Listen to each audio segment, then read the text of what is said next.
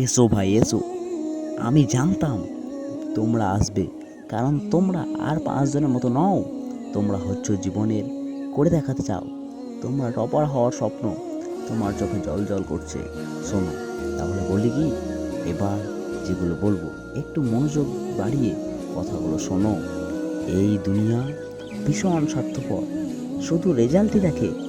Number যদি কম আসে তাহলে হাসি মুখে অপমান করা লোকের কোনো অভাব নেই।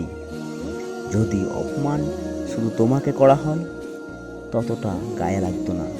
যখন কেউ ফেল করে বা ফেল করতে করতে পাস করে, তখন মানুষ সেই ছাত্রটির কম, তার বাবা মায়ে বেশি মজা ওড়ায়। নিজেই ভেবে দেখো যেটা বললাম সেটা সত্য কিনা। তাহলে তুমি কি মেনে নিতে পারবে যখন খোলা বাজারে তোমার পিতা হাসির পাত্র হবে, তার মজাক বানানো হবে, ছেলে পরীক্ষায় গামলা পেয়েছে, এই লোভনীয় বিষয়টিকে নিয়ে চর্চা করবে, তারা ভীষণ মজা পাবে।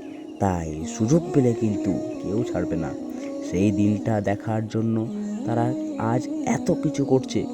তোমার জন্য দোহাই তোমার, তুমি এটা কখনোই হতে দিও না। বসতে যাদের যেন বুকটা ফেটে যায়। দেখো ভাই দেখো, বাস্তব সত্য তোমার সামনে তুলে ধরেছি, তবুও কি শুধরাবে না? এখনো বলবে ভালো লাগে না?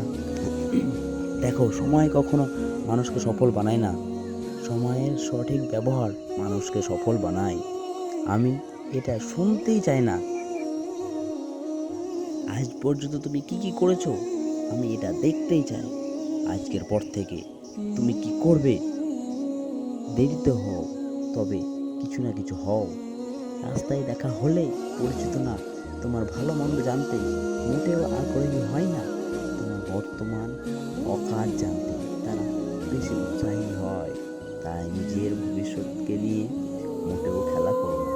প্রতিটি দিন এক একটি করে ইট গাচ্ছ তোমার ভবিষ্যৎ দালান বাড়ি। তবে আবারও আসছি পরবর্তী ভিডিওতে তোমাকে সজাগ করতে, এবং অবশেষে বলি আমার চ্যানেলটি সাবস্ক্রাইব করে রাখো। আসসালামু আলাইকুম।